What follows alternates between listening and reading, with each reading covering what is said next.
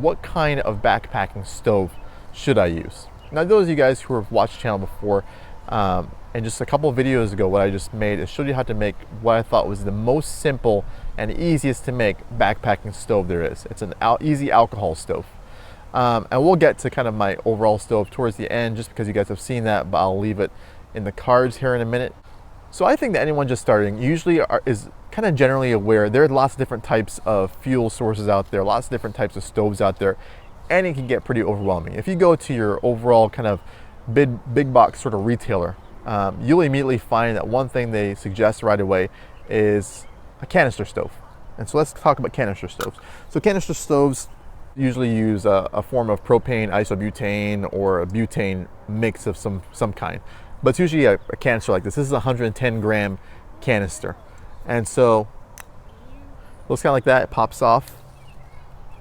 And they'll usually sell you one of these, or one that's even bigger. You really don't need the big one, I think, except for like super long trips or more camping type trips. But usually if you boil water like I do just once every day, this is what I'd go for. The nice thing about it is that this will nest or go into most pots. But they'll sell you a canister stove, and it usually comes in a nice container just like this one. You can either choose to keep it or not. And this is the Snow Peak Gigapower. And they have arms on them. They usually fold or not fold like that. And then you put your pot on in there. And how it works is you just screw that on. They switch hands.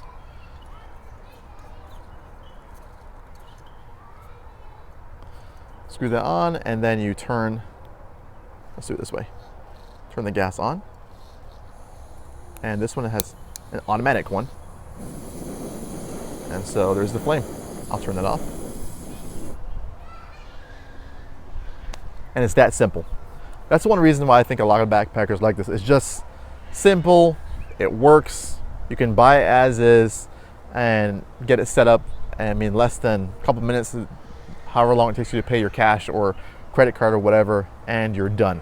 And nice thing is that it has that automatic feature on it. Some of them don't, and that's why I actually suggest that you do not rely on just that automatic lighting feature. Bring a big lighter. This has a tendency, especially in some canister stoves, to fail, and so just make sure you bring another kind of a backup. So the big pro, like I said, you can just go and buy this and be done, and that's your stove option right there. The major con, I'm sure you can see right away, is that it tends to be heavier, and so just you have to carry all this gas and this metal can here, and the stove tends to be heavier, and that's the major con. Another popular one is the esbit stove. Like I said, there's so many variations on different types of canister stoves. Just like that, the esbit stove also has lots of different variations. I mean, you can get really, really light with an esbit, and that's the major pro with the esbit stove, is that you go ahead and you're ready to go. I mean, you can make this. I've seen esbit stoves where it's pretty much just a clip to hold the esbit cube in. And when I talk about an esbit cube, what I'm talking about is just a flammable cube, and all you have to do to light it, and it comes pre-packaged like this. And right away is the major con. As soon as I open that package, you get a very, very strong fish odor. Ugh. And so that's the major con, and that's actually one reason why I don't use esbit, or I don't like to use it, is it just smells everywhere. And that fish odor, honestly, I'm not a big fan of having it around camp. It's something where if you get an esbit stove, make sure that you hang it along with your food bag or your beer bag, put it in your beer canister. This is not something I'd have in my pack. And so how you do this is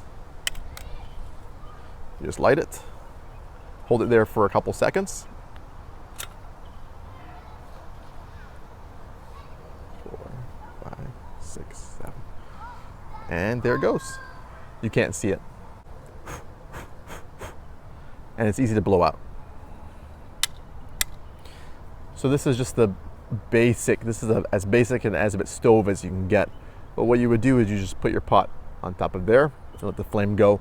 Now, esbit stoves, I find, tend to work better when there's a windshield around it, and something you don't want to have a windscreen at all with your canister stove.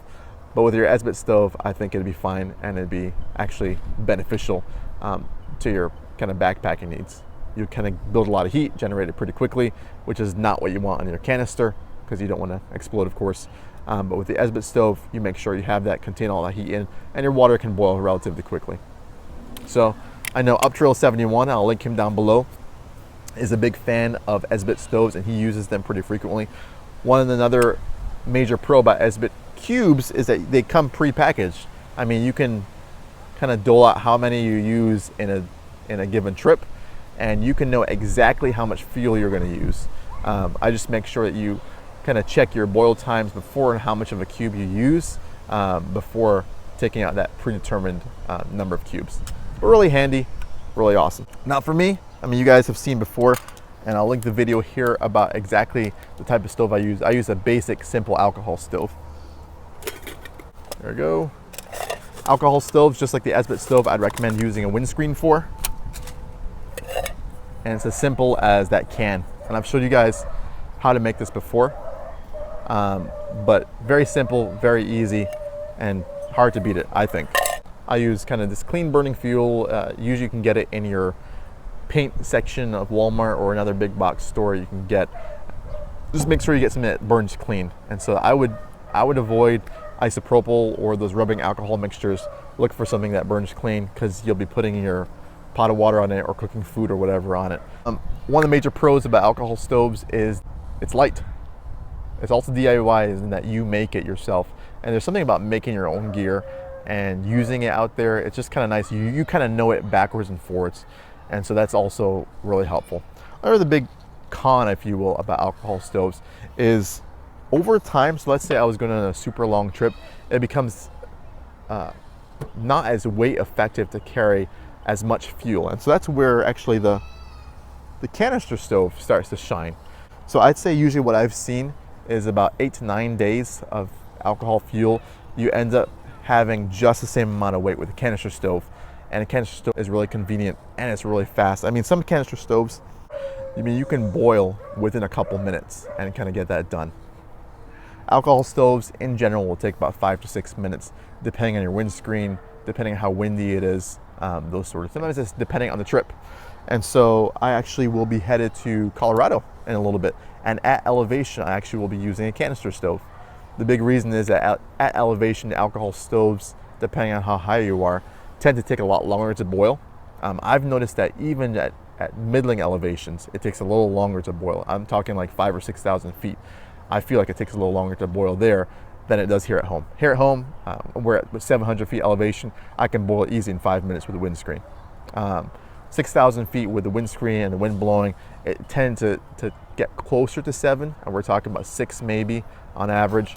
That doesn't bother me as much, because what I tend to do during that 6 minutes of time is I tend to set up camp. I tend to get things going around while my water is boiling, and it's not a big deal. So those are kind of the big 3 stoves that I recommend when someone asks me about backpacking stoves. And a lot of people will go right away to the canister stove. Each one of them has its unique kind of pros and cons. I didn't cover everything exhaustively, but these are the 3 major ones I would recommend, and that you end up with one of those stoves and you have a pretty solid backpacking stove to use out in the backcountry. No matter what you decide, everyone has their kind of overall preference. So honestly, there is no wrong answer here. There's no best of. Sometimes it's best per situation. Sometimes it's best for the person. I suggest you try them all out. You can get esbit stoves, like I said, this one here relatively inexpensively. The alcohol stove, you can definitely make yourself easily, 50 cents. And then you're talking the canister stove, you can get those fairly inexpensively as well if you look for a good sale. You're talking about the one that I got here, the Gigapeak, Snow Peak Gigapower, I actually got on sale for $25. And so depending if you look for sales, you might be able to find something that's good for you. So hopefully this video was helpful to those of you guys who are just kind of getting started figuring out your stove situation and what you want to use out in the backcountry. If it was, go ahead and click subscribe and click that little bell that's right next to that subscribe button. What it does is it notifies you of every time a new video of mine comes out, so you can watch it right away, and hopefully you can get more helpful tips like this one. All right guys, thanks so much for watching. Peace.